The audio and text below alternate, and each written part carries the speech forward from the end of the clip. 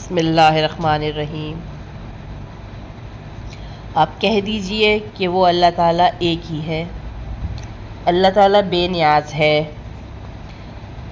نہ اس سے کوئی پیدا ہوا، نہ وہ کسی سے پیدا ہوا، نہ کوئی اس کا ہمسر ہے۔ بعض کافروں نے حضور صلی اللہ علیہ وسلم سے پوچھا تھا کہ آپ جس خدا کی عبادت کرتے ہیں وہ کیسا ہے، اس کا حسن نفس بیان کیجیے۔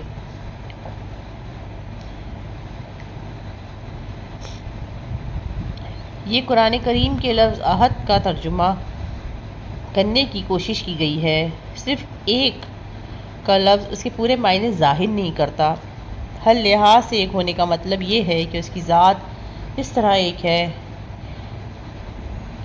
اس کے نہ اجزاء ہیں نہ حصے ہیں، نہ اس کی صفات کسی اور میں پائی جاتی ہے۔ وہ اپنی ذات میں بھی ایک ہے اور اپنی صفات میں بھی ایک۔